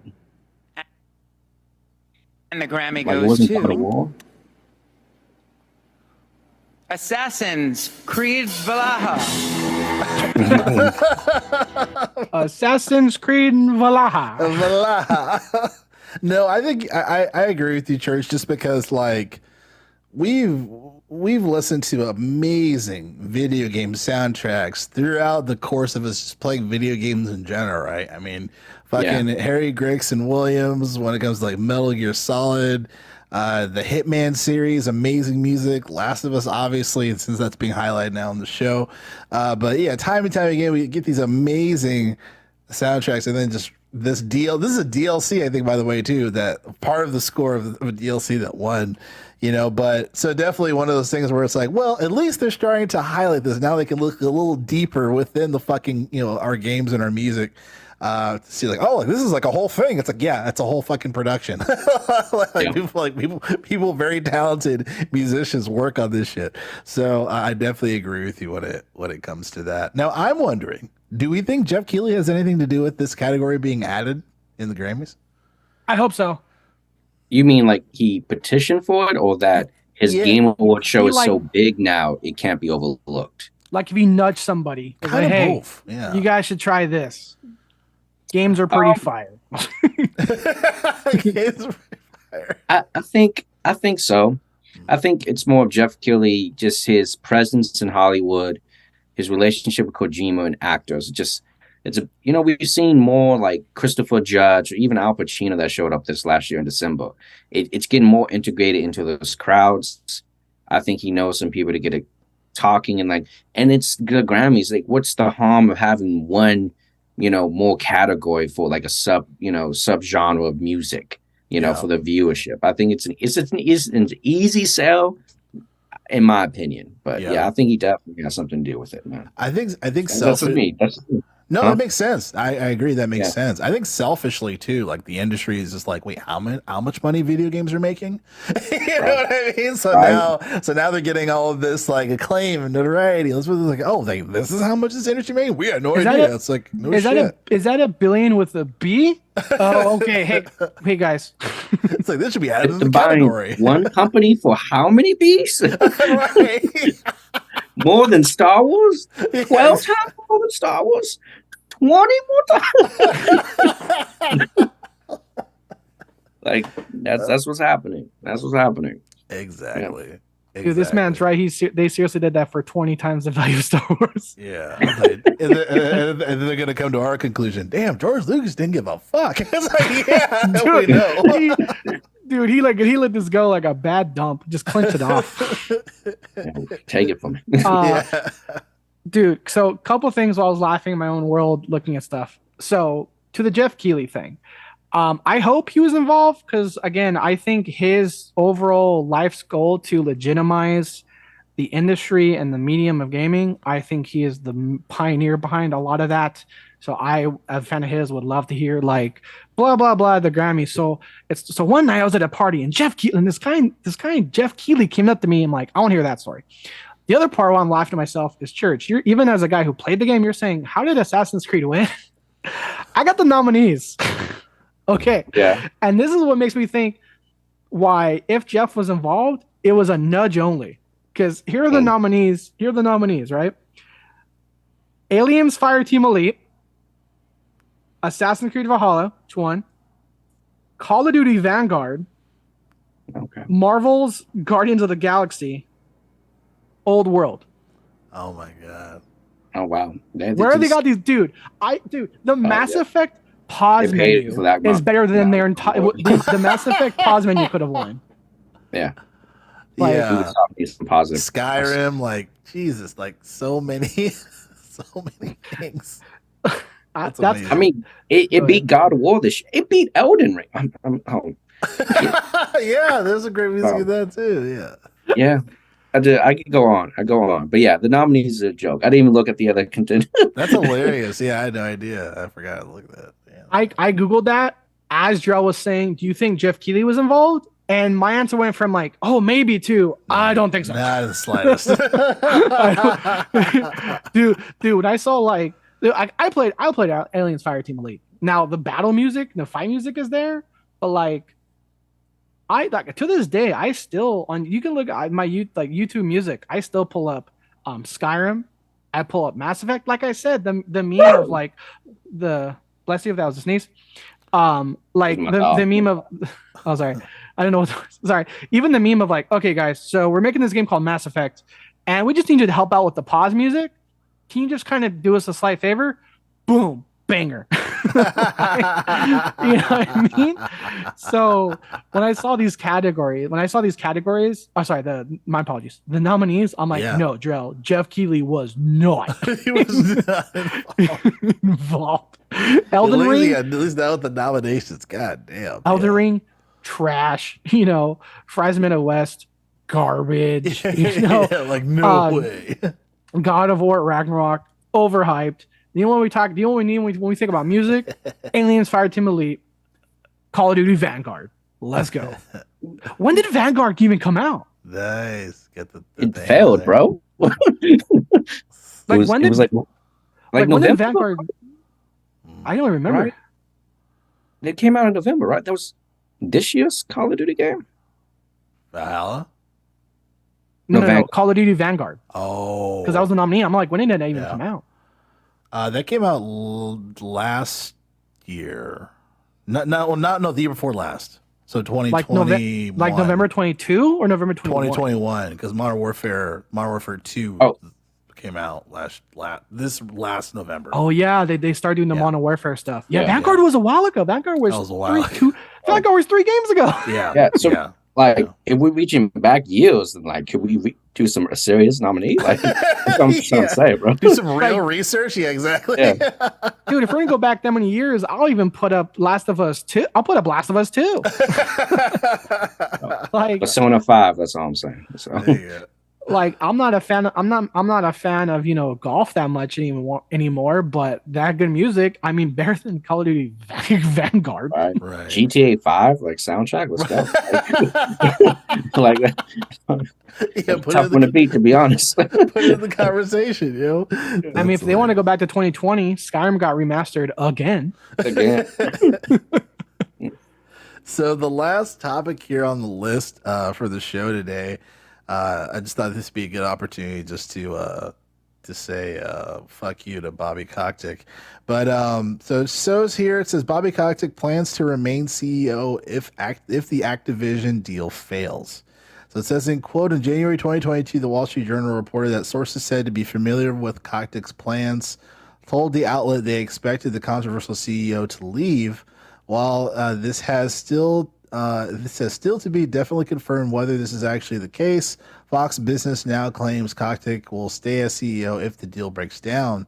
The publication claims that according to sources close to the situation, Kotick will absolutely remain in gaming giant to run the company should the regulators derail the planned takeover, end quote. I think this is nasty, personally, just because it seems like there's just a money incentive, when it comes to one, how much money they have to pay out to him if they haven't paid out to him already.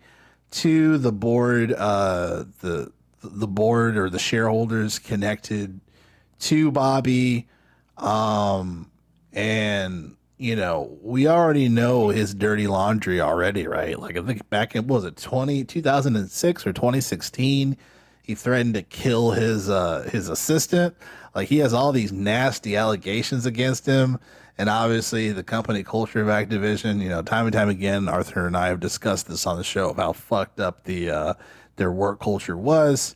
and Phil Spencer definitely he felt for that and was like, yo, like let's just buy them. So like aside from the logistics of like it being a huge potential monopoly, yada yada, but just the sheer notion of the idea of Bobby Kotick to remain the CEO if it fails, that just like I just felt like my nervous system like shook. I was like, how could this person remain in power? Like, you know what I mean? Like just how awful this dude is. So like, I hope this goes through just for the sake of this motherfucker not being the CEO of Activision anymore, in my opinion. But what are your thoughts, Church? About the same. I want the deal to go through, so he's not the CEO anymore. Just enough of that is the reason enough. Am I surprised that he's remaining? I think not necessarily. I think we all knew it would, right? Because his scandals came out prior to this acquisition, and they weren't doing shit about it back then, right? Right. Yeah, they were just like, yep, he did all this stuff, and yep, he's still here. And then we got the hope that maybe, Phil Spencer will come in clean house with this acquisition. And to a lot of people, that's what this acquisition between Xbox and PlayStation, it's what really is at stake. It's like, will these workers get a better working environment under the leadership of Microsoft? And that's what people are gunning for. So I'm right there on the same page with you, brother. So yeah. Lay it on me, Arthur. What are your thoughts? Why are you laughing, Arthur? What are we talking about, bro? He's got some steamy. He's got some steamy to say. Help us, Obi-Wan, Phil. Your only hope. I was trying to pull up a clip of Leonardo DiCaprio from Wolf of Wall Street. I ain't leaving. But Joel, yeah, I'm like I said with you guys too. Joel knows me, so we're on the same page of like, hey guys, SEC, if you have another motivation why let this go through, it's to help Bobby get out. Dude, I don't know why, but all this SEC stuff is making me want to rewatch the movie The Other Guys. As quotable as that movie The Other Guys is, it goes into like the crazy world of like stocking and banking and buying people out. And Will Ferrell goes like, cool, we're gonna leave this to you because you guys are really on top of it. You guys are great at catching this, except for Enron and this bank and this stock, and then there was that bank and then another bank and this stock and that guy, Bernie Madoff. And that guy, and so every time when I heard the SEC was getting involved, I'm just like thinking of that Will Ferrell quote, that Will Ferrell line from The Other Guys. Fun fact: other than the movie Other Guys being really funny, the credits end scene does go into like the average pay of a CEO versus a worker as time's gone on, and it's like, oh, I won't go through too much, but every time I just think of like hear the SEC, that's why I think of like, oh man, you guys are really great catching this stuff, except for this, and then that time. And then that time, and then a year ago, oh, like last week, this guy did this.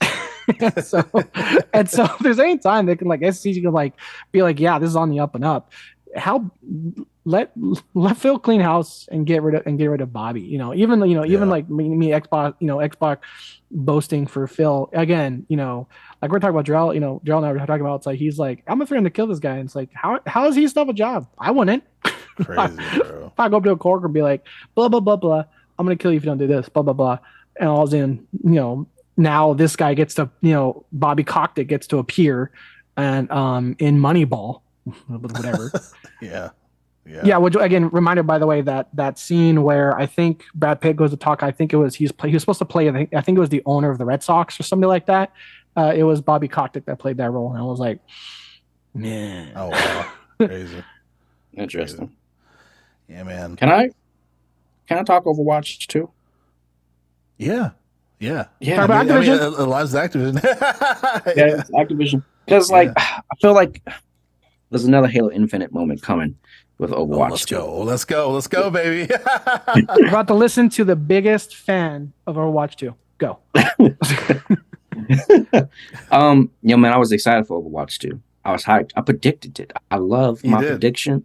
Came through day one. It was good. And I still, Arthur, even though you are against me, I think fundamentally it delivered a playable experience, bro.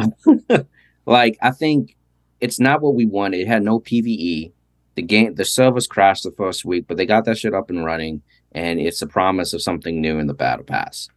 And to be frank, the battle pass was a little bit underwhelming. A little bit, you didn't receive any currency from the battle pass to buy a new one, and that went towards money to buy a new skin. So it was just like, dang. And as you put more hours into the game, it felt less rewarding because you were not getting any cosmetics in the game at this point. And people were craving for the loot boxes back because at least you got something in the awards, right? And so now for season 3 of Overwatch 2, they did this big shift. And it kind of looks promising. I don't know. They've added currency back into the battle pass. We can't go to the days of old, but it's enough for 1,500 coins where you can buy at least one legendary skin because they finally lowered down the price of legendary skins in the game. So you can at least have a cosmetic for the heroes that you actually play, as opposed to like whatever they decide to put in the loot box and the battle pass, right? So like maybe that's a little bit better. The cosmetics look a little bit decent. And they doing the first crossover IP with One Punch Man. Doomfist is getting a One Punch Man costume, and so is like Soldier 76 from the anime series. I don't know if you guys watch anime, if you guys are into that. I've seen the first season of One Punch Man. Okay, so it's like the guy on the bike is Soldier 76, if you can recall that guy. Oh yeah, that guy's awesome. That was the guy that stood up to the fish people. Yep, exactly. Yeah. Yeah. So it seems like Overwatch is an interesting place because I think I don't know, I don't think it's doing as well as we wanted to do. And like they've kind of hinted out in the developer diaries that the PvE that they had on the shelf is going to be drip fed through each season. And I just don't think it's going to be like enough to maintain it. I don't want to play like each season we get a new PvE mission that we get burned out at the end of it because we play the same level over and over again, and then you do the next one over and over. It's a completely different game at this point than what was promised to us. And then even with like the incentive to get the battle pass because of the mythic skin, there's like 33 characters. You know how many years it would take to make one skin for each character? Like it's 5 years of content. It's just, I don't know. It doesn't look sustainable. I think it's going to fall off pretty bad in the next 6 months unless something drastically change. Damn. Man. Dude, when I found out Zenyatta's healing is barely better than Lucio's passive, I was like checked out. I was if this guy's ability, if this guy's ability, like if this guy's ability heals less than this other guy just existing, and it's an AoE, nah. Like that was again. So for me, there was a lot of gameplay stuff I just couldn't agree with. But I mean, that was one thing I did like. That was one plus with the loot boxes. Again, I can remember one of the reasons why it's being gone is because they're being sued by that little thing called the European Union. And so, but I did like that duplicate thing. It just became unfortunate because towards the tail end of it, there was a ton of things I didn't have, but like it was just I could like bet money of like, oh, 1 blue and 3 grays, 1 blue and 3 grays, 2 blues and 2 grays. Blues and grays was all I saw towards the tail end of it. Even though I knew there were a ton of stickers, like not like seasonal stuff, just a ton of stickers, a ton of sprays, a ton of voice lines, a ton of poses, all these things I didn't have. But like for weeks, all I would get was all duplicates. At least there was a thing of, like again, if you get duplicate, you get the currency back, and you can use the currency for the thing. So the fact that wasn't in the battle pass, that was like one of the big noticeable things. I'm like, okay. So I think them adding One Punch Man, I think it's smart. Fortnite's clearly found a success with just bring on the IPs. I prefer IP mergers like that. Like this character is still this character, but he has like a theme skin. I prefer that versus. Oh, that's what's happening. Yeah. It's not one. Go ahead. No, I'll just say that is what I prefer. Like I prefer I'll prefer like Winston having a theme skin based on this movie or this either IP versus kind of, I know it's really popular and I'm definitely in the niche of here, but versus Fortnite, that's like, okay, they're in the game now. I'm just like, nah. So on face value, I do prefer that style of IP adaptation for skins versus that. I mean, for me, I don't have it installed. I mean, I think a benefit. Yeah. I don't, dude. I don't have it installed. And here's the thing, Church. I don't feel like reinstalling it. Like maybe if it was on like X Play, I'd be like, I'll hop on, but like I don't feel like reinstalling it. Yeah. I mean, I mean that's fair enough. They did a lot of balance changes and the changing the approach on the battle pass, but like maybe it can get better. But as of right now, it's just it's it's the problem I had with Sea of Thieves, Arthur. When I told you one time, and I know you told me that they fixed it. It's just Sea of Thieves got to a point like the amount of hours I would put into a mission, and then it could potentially just be gone. It's just the event that's just not fun. It's not fun losing everything that you spent the 4 hours for grinding because you get no sense of progression or accomplishing anything. You could put 4 hours into Call of Duty, you lose every single match, but you may still go up one level, like you one step closer. And Sea of Thieves was just kind of like, eh. And then Overwatch 2 was kind of having that effect. Like, yeah, I'm grinding, I'm going up in this battle pass, but like, I'm not really getting anything out of these matches, so to speak.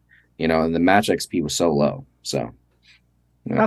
That's unfortunate. I agree with you. The Sea of Thieves thing. It's like, hey, I put in 4 hours and like, I'm on a sloop and a galleon reaper came in to just wrecked me. And like, there goes 3 hours of work. Yeah. So and to a point, not to go too much into it, but like to a core, that's why I've become increasingly PvE versus PvP, because I'm just tired of the infinite randomness that is PvP and other players having an effect on gameplay. That's just how I am at a core. I'm team PvE versus team PvP. One of the reasons being why that.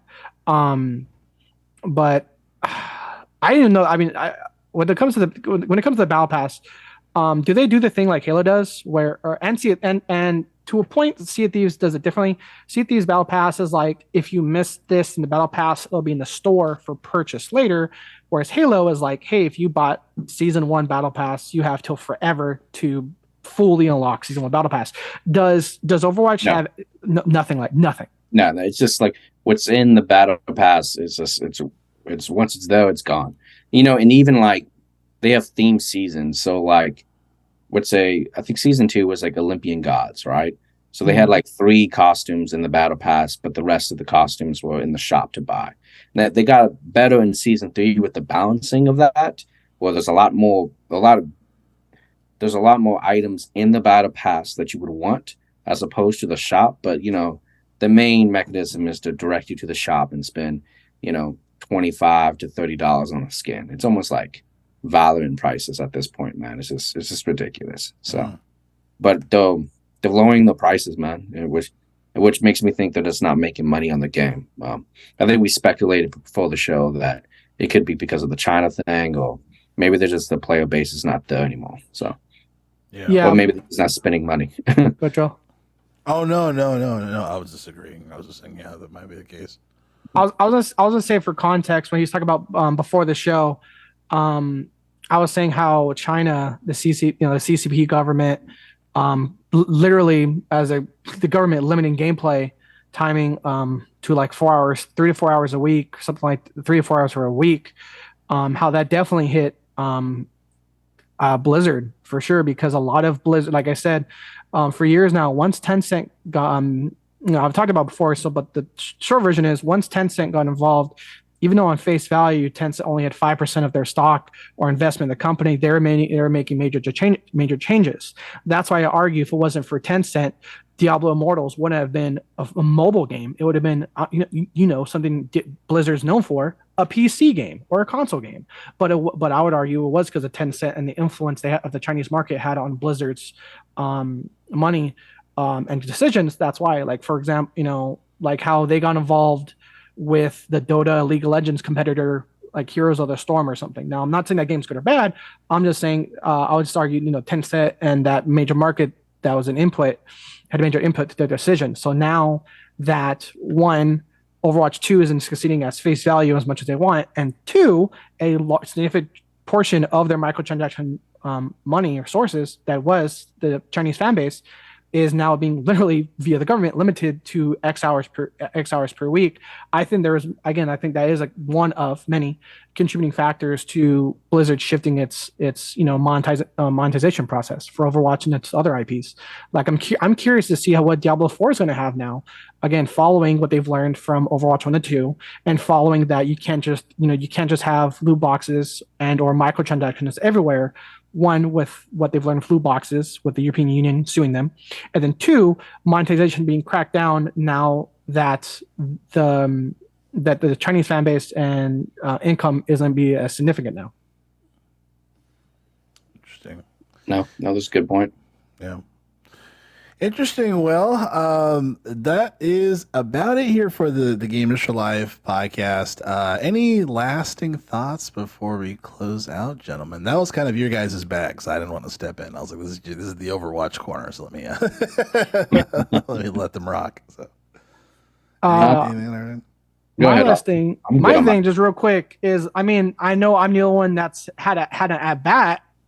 But your boys winning the draft, so your boys winning the league so far. 15 points. I mean, bro, congratulations. I've had the only player at bat ball, yet, but I'm happy. No, I don't have no other closing thoughts. I've been playing Marvel Snap. I don't know if you guys ever played that game. It's a fun game. I've heard of it. It was I think it was like one of the last. It was one of the last games that released, and then was the quickest to be nominated for the Game Awards. Yeah, it was nominated for, I forget something, either mobile gaming or like community stuff, something. But there was a nominee. It's a pretty good game. Well, I was gonna say, all I can tell you is apparently its soundtrack is not as good as Guardians of the Galaxy, and it get nominated for a Grammy. Of course, naturally. Well, Call of Duty Vanguard. That brand new game. You know what I mean? Yeah. It's gotta keep working at it. You know what I mean? So this wraps it up here for the Gamers Life podcast. Each and every Friday/Saturday, discussing all things games. I'm one of your hosts. Along with me is my co-host Arthur and Church. Hey. All right, thank you guys. We will see you next week.